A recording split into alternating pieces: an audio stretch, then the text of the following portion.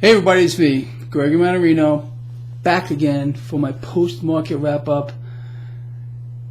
Well, I guess it was kind of lovely, and I'm going to cover a few things here that you are going to find very interesting. At least I hope you do. That's the truth. Thursday, August 23rd, 2018. So let's start off with the basics. It's always best to start off with the basic stuff. Stocks did finish lower today. Nothing dramatic. All the major indices finished lower. However, silver got punished, and I mean punished. Gold got punished.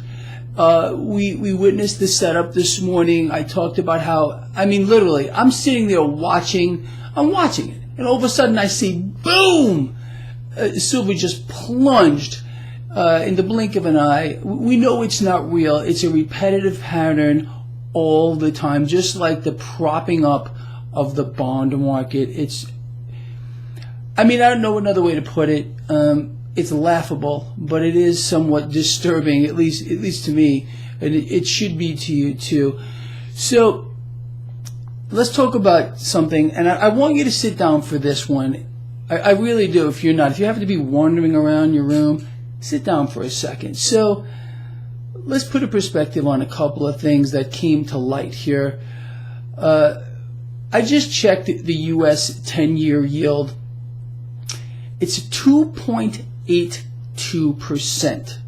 Okay. Now let's use government numbers, not real ones, the ones that they're fist feeding us. You know what I mean by fist feeding, right? Giving it to us straight up the wazoo.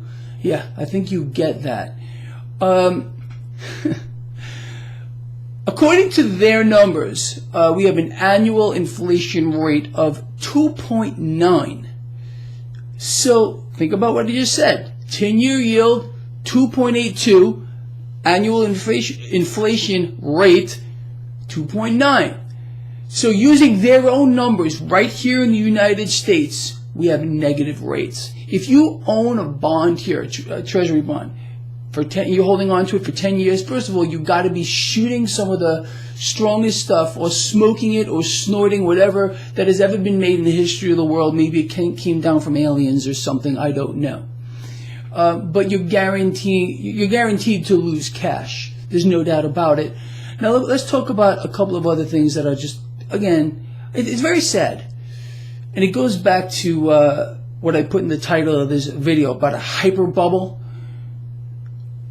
Yet again, and people never learn. American citizens' household debt is at another record high. People are buried beyond their eyeballs in credit card debt and every other kind of debt you can think about. Now, the average credit card is around 16%. Think of what I just said. 16% annual percentage rate in a real negative rate environment. Man, I tell you, if this isn't a hyper debt bubble, credit bubble, whatever you want to call it, I don't know what is. Now let's talk more about the hyper bubble that we are in, because it's frankly out of control. Now, this is the truth for now. The stock market will remain almost unstoppable unless some black swan event comes along. The way that the Federal Reserve is goosing this market, printing cash out of thin air, continuing to buy debt. Again, QE never ended. I don't care where you might hear that it's over. I don't care whose mouth it comes out of. All you need to know is one thing. Well, I'll ask you, I'll pose it as a question that I have for many, many years. How does the Federal Reserve keep interest rates where they are? Do they just say it? Does Powell just walk out in front of a microphone wearing his tuxedo, whatever he wants to put on, I have no idea, and just say, okay, everyone, today we're going to keep interest rates at X?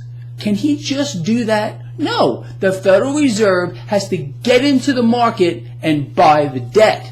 So if anyone believes that QE ever ended, you are deluded and being led astray, because it never ended. Now let's talk more about quantitative easing here in this hyper bubble that we are in. The ECB, the minutes from the last ECB, European Central Bank meeting came out, and we found out Mario Draghi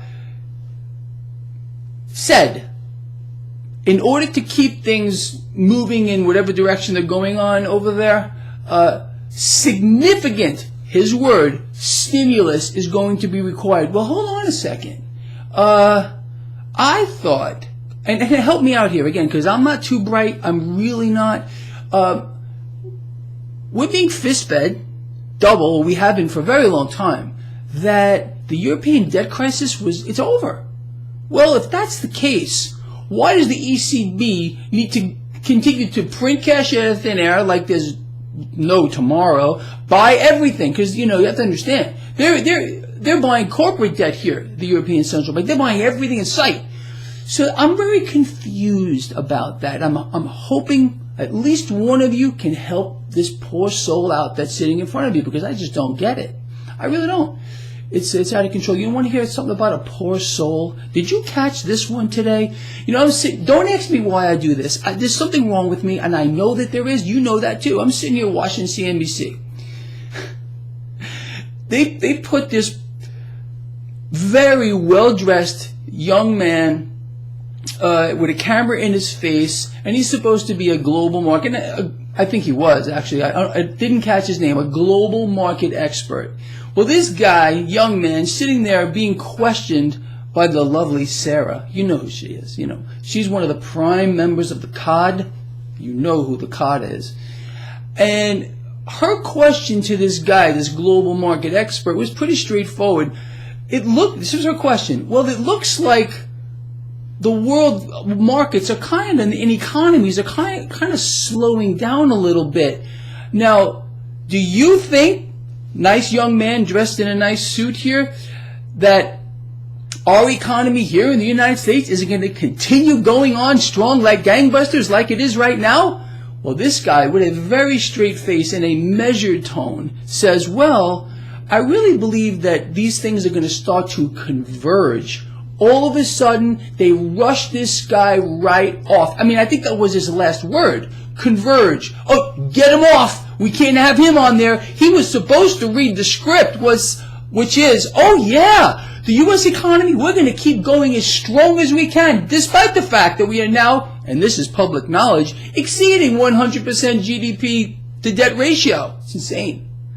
But this is the narrative. If the narrative gets broken, you're off, you're out. How many of you out here, with a double show of hands, believe that this guy will ever end up on CNBC?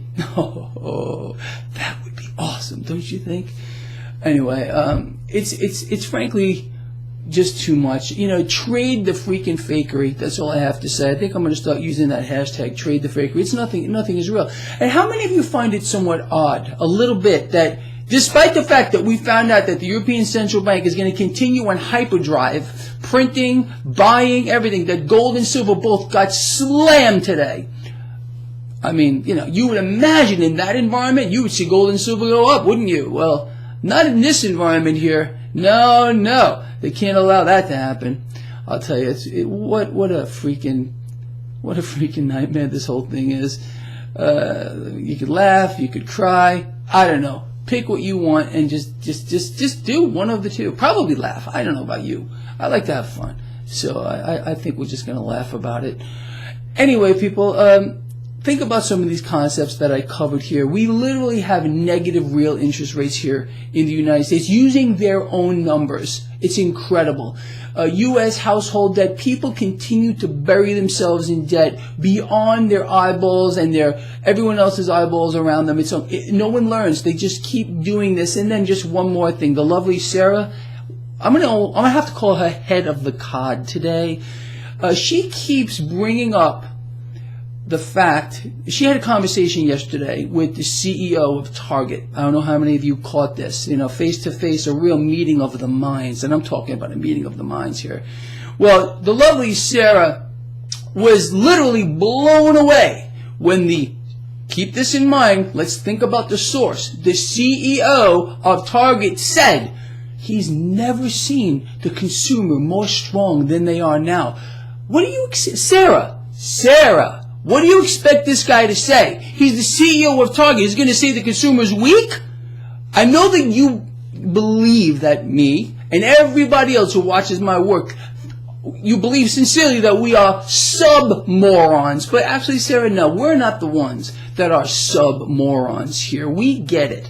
And maybe if you put a legitimate source out here instead of the CEO of a corporation, Target, to tell us, fist feed us, that the consumer is super strong. Meanwhile, they're buried beyond belief in debt. How is that the definition, Sarah, of a strong consumer? I mean, seriously. Let me ask you, Sarah, head of the COD today, if the consumer actually were not as indebted as they are now and had disposable income, more real disposable income, would that mean they were weak? Or is it because they're, continue to destroy themselves, because that's what they're doing, by burying themselves in debt, borrowing and borrowing into oblivion? That makes them strong? You got to be kidding. You've got to be kidding, Sarah. All right, with that said, we're going to leave Sarah alone. We're going to put her over here. And I will. I'll see all of you tomorrow. Hey, if you think this video has been important, people need to hear any of this stuff here, share it. Get it out there. And if I can ask for a thumbs up, I'd appreciate that. Makes this guy happy. See you in the morning.